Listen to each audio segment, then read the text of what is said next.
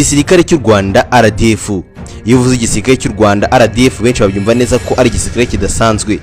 Gusa ntarimo uzigera ukibona ku rutonde rw'ibisirikare bihambaye muri Afrika, yaba igihe cyose bazasohora urutonde. Ntabwo uzigera ubona igisirikare cy'u Rwanda RDF kiriho kigaragaza intwaro gitunze cyangwa se ubushobozi bwacyo. Iyo mpamvu uzayibaza gusa yisobanukirwa muri kiganiro. Umwaka wa 2025 u Rwanda rwashyizwe mu bihugu 20 bya Afrika bitunze indege z'intambara zitagira abapilote, drone zihambaye cyane ndetse kandi zifite ubushobozi budasanzwe bw'intambara. Ariko n'ubundi ntago bivuga ko u Rwanda ruzi imbere mu bisirikare bya Afrika. Gusa uyu munsi wa none kugira ngo byumve neza, iyo basohora urutonde rwa Afrika bihugu bikomeye mu gisirikare, ntibajya bavuga uko igihugu kitabishaka. Igihugu bwacyo niyo gitanga amakuru y'ibyo ngibyo bigiye kujya kuri urwo rutonde, ubundi bigasohoka uko babishaka. Ntabwo bahatiraga igihugu runaka kukizamo gushaka amakuru. U Rwanda rero ni kimwe mu bihugu bitajya bigaragaza amakuru yarwo. Gusa uyu munsi tuyoboka ku intwaro zidasanzwe 5 zihariye zaguzwe n'u Rwanda kandi zitunzwe n'u Rwanda 2025, benshi bumva bagatungwa cyane. Gusa zirahari, ndahugura ubushakashatsi bwakozwe nkubwira aho byanditse byose, ingingo zigaragaza ko u Rwanda rwari rutunze izi ntwaro. Kuko na bimwe muri byo mwarabyiboneye ko u Rwanda rutunze izi ntwaro koko. Dore ko abenshi bashidikanya ku gisirikare cy'u Rwanda nk'igihugu gito, ariko namara ugiye kureba neza mu bisanzwe ubushobozi bwacyo, ukareba uburyo igisirikare cy'u Rwanda cyitwaye neza, ukareba cyagiye gikora operation zidasanzwe, uburyo kigarura umutekano mu isi n'ahandi, uburyo gishimwa, ubona ko igisirikare kidasanzwe gifite ubutasi buhambaye. Ibyo byose nabiga ko uyu munsi wa none ahubwo nzabihe ikiganiro cyabyo cyihariye.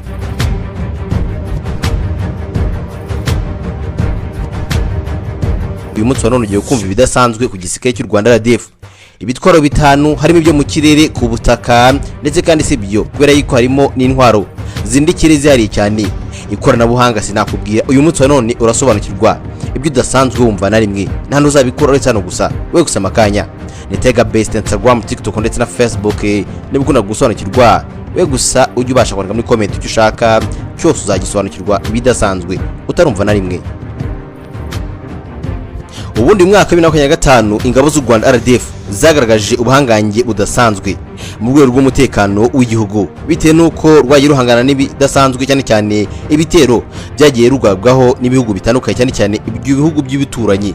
Uribuka intambara yabaye muri Asazo bwa Kongo, ubwo umujyi wa Goma wafatwaga. Ibyo ngibyo simbisubiramo, mwabyiboneye. Iyo turi mu ikoranabuhanga bwo bindi. Gusa uyu munsi wa none ngiye kuvuga intwaro 5 zidasanzwe. Iya mbere idasanzwe ngiye guheraho ndetse kandi yisobanuye byihariye bidasanzwe, ariko yo rwose sinyitanga ingero nyinshi kubera yuko warayiboneye. Yitwa Sky Dragon 50 Air Defense System. Ni intwaro idasanzwe yakozwe n'Abashinwa. Iyi ntwaro ntabwo isanzwe kubera ko u Rwanda ivuga ko yakozwe n'Abashinwa 2014, itungwa n'u Rwanda 2014. Gusa uyu munsi wa none yaravuguruwe, ibi ndetse igaragazwa ubudahangaro bwayo 2025 igihe u Rwanda rwarindaga ikirere cyarwo. Gusa mu 2025 nibwo u Rwanda rwagaragaje ko intwaro idasanzwe irinda ikirere cy'u Rwanda, ubwo i Rubavu harasohoga ibisasu bidasanzwe kandi byinshi bivuye ku butaka bwa Kongo, biri kuraswa na FDLR n'ingabo za SADC, ukongera ingabo za leta ya Kongo FARDC, bafatije kugira ngo babashe guhirika ubutegetsi bw'u Rwanda ndetse no gutuma u Rwanda ruhungabana. Gusa iyi ntwaro yakoze bidasanzwe, isaba ibisasu byose byari biri kwiraswaho. Yakorewe mu Bushinwa 2014, yakozwe kandi n'u Rwanda rw'Ubushinwa rwitwa Norco China North Industries Corporation. Uburyo intwaro ikozwe muri rero ifite radari ya IBS-150, misile kandi za SD-50 na system kandi ya command control.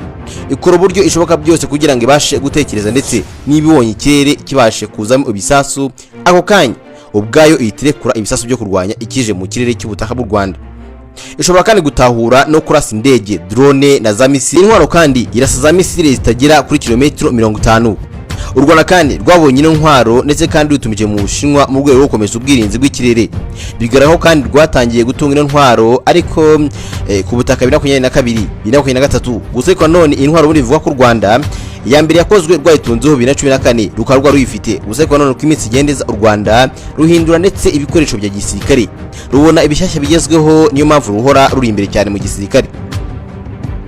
Akazi k'ino ntwaro naho kurinda ibigo by'ingenzi, ikirere kandi cy'igihugu n'uduce tw'ingabo z'igihugu. Ibyo kandi bituma RDF b'igisirikare gikomeye cyane, ndetse ifite system ituma indege cyangwa se drone y'umwanzi idashobora kwinjira mu kirere cy'ubutaka bw'u Rwanda. Igaha RDF ubushobozi rero bwo kuba yabasha kugira ijisho rikomeye cyane ryo kureba kure no kurinda ikirere. ikinjira mu gisirikare gikomeye muri Afurika, dore ko RDF iza mu bisirikare bikomeye muri Afurika ndetse kandi kuba bitunze byonyine ino ntwaro, kandi ikaba yaratunzwe n'u Rwanda 2014. Gusa kubera ko igenda ivugururwa igasanga uyu munsi wa none ifitwe n'u Rwanda ariko kwa igezweho ndetse kandi muzigezweho muri Afurika.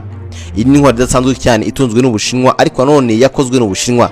U Rwanda rugura ibigezweho. Iyi ni intwaro ya mbere muri eshanu zidasanzwe zitunzwe n'u Rwanda. Ntabwo uko zitondeka ariko zifite ubushobozi budasanzwe, oya, ahubwo uko zitondeka nuko ndabana zitondetse uko nguko. Ntabwo ndareba ngo ziragenda ku murongo, oya, kubera ko hari zo mu kirere n'izo ku butaka.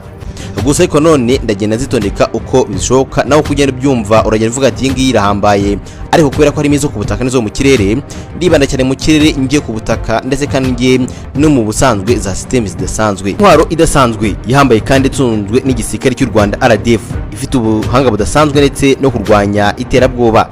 Benshi bavuga ko uyu munsi wa none u Rwanda rwayitunze. Ibihamya byabyo nuko ubwo Perezida Paul Kagame w'igihugu cy'u Rwanda yasuraga igihugu cya Turukiya, yagaragaye ari muri uruganda rukora izi ntwaro.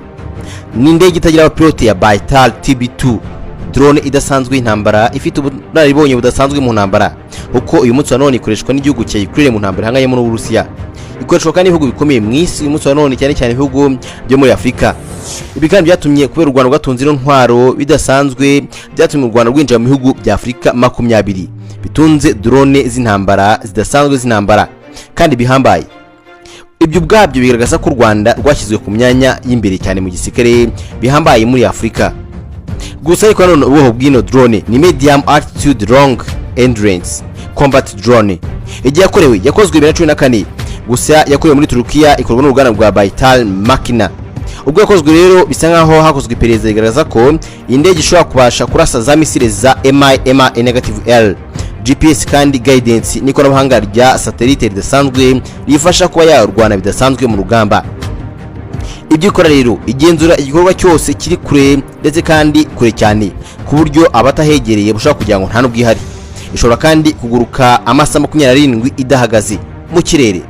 U Rwanda kandi rwayibonye ndetse bigaragaza ko RDF byemejwe ko yaba yaratangiye gukoresha iyi drone hagati ya 2022 na 2024. Akazi kayo rero no kurwanya imitwe y'iterabwoba, ukurikirana ndetse umwanzi ahari hose, gutera ibisasu ku bindiro by'umwanzi. Ibi rero bigaragaza ko hari ifoto yagaragaye mukuru w'igihugu cy'u Rwanda ubwo yasuraga igihugu cya Turukiya. Gusa ariko none kugisura Turukiya byagaragaje ko yagiye no gusura uruganda rukora izi drone. Mbere yariko gatoya n'ubundi mwaka 2024 yaho gatoya umugaba mukuru w'ingabo z'u Rwanda General Mubaraka Muganga yarasuye n'ubundi ikigo cya Bahiye gikora izi drone. Bivuga ko u Rwanda rero kuba rwarasuye ndetse ikigo bwacyo ntabwo ari ugiye kwifotoza, ahubwo no kugura izi ndege zitagira abapilote zidasanzwe kandi zihambaye zubatse izina. Ibi ubwabyo kugira ngo byumve neza ko ibi ngibi byabayeho ndetse unasobanukirwe bya nyabyo nuko muri raporo yasohotse ya Observatoire des conflits futurs yashyize u Rwanda mu bihugu birenga 20 bya Afurika bitunze drone z'indege nto zitagira abapilote kabore z'intambara. N'ikigo cy'Abafaransa cyakoze ibi ngibi kugira ngo kibashe kugaragaza ko ibihugu bya Afurika ndetse kandi biri mu ntambara idasanzwe kugira ngo bitunge intwaro zidasanzwe, ariko none bigizwemo cyane ibihugu bikomeye mu isi bishaka kugira ngo byigarure Afurika. Ikigo cy'Abafaransa rero cyagaragaje ko nyamara Afurika iri mu mugabane ifite ibibazo bikomeye cyane. Gusa cyakoze ibi ngibi byose kugira ngo kibashe kugaragaza ko Afurika iri nanone kwibikaho intwaro zidasanzwe, gusa kugira ngo kigwizeho izi ntwaro no kugira ngo ibihugu bitandukanye bikomeye mu isi bize bizizanye. Ubwabyo bigaragaje ko muri raporo u Rwanda ruza mu bihugu bya Afurika bidasanzwe ndetse byaguze izi ntwaro cyangwa se indege zitagira abapilote, dore ko bwayi indege ari intwaro. Ariko none bigaragaza ko u Rwanda kwa bwaraguze iyi ntwaro, bigaragaza ndetse nk'igihamya gikomeye cyane cyuko iyi ntwaro yaguzwe n'u Rwanda 2022 2024. Ariko none bavuga ko uyu munsi wa none ibihugu bya Afurika bigera byigwizaho ndetse izi ntwaro zidasanzwe kugira ngo bihangane n'iterabwoba. Iyi raporo kandi yasohotse igira ngo yemeze neza ko Afurika ifite impungenge zikomeye cyane zo mu myaka iri imbere cyane, kubera ko ibihugu byinshi harimo Ubushinwa, Uburusiya, Ubufaransa, ukongera ibihugu nk'Ubuhinde, Israel, Saudi Arabia n'ibindi bihugu bidasanzwe byose bikomeje kugenda biza muri Afurika. Turukiya sinahubwira kugira ngo bize bigaragaze ubuhangange bwabyo. Niba ukora intwaro runaka uyigurishe muri Afurika baguhereza amabuye y'agaciro, Amerika ibika ibindi. Rero muri raporo yasohotse 2024 2025 igaragaza ko u Rwanda ruza muri ibyo bihugu. Ibimenyetso bigaragaza ko u Rwanda rwarutunze intwaro zidasanzwe kandi zihambaye muri Afurika. Iri ntwaro idasanzwe ya gatatu mu z'u Rwanda rutunze kandi ihambaye cyane ni Su-30, indege y'intambara yo mu bwoko budasanzwe zino bita fighter jet zihambaye cyane yakozwe n'Abarusiya. Indege idasanzwe no kuyireba ku isura ubwayo na kare indege koko ikomeye cyane. Gusa nanjye ubwanjye byantunguye cyane kubera ko bigaragara ko uyu munsi wa none u Rwanda rwarutunze intwaro nubwo benshi babibona ariko ntibabyemeze. Ubwoko bwayo ni multi-role fighter jet. Igihe yakorewe yatangiye gukorwa cyane ikorwa mu Burusiya mu 1996, ndetse kandi bivuga yuko uyu munsi wa none yakozwe n'u Rwanda rwa Sukhoi. Ubu ngubu rukora intwaro zirimo n'iza UAV za drone.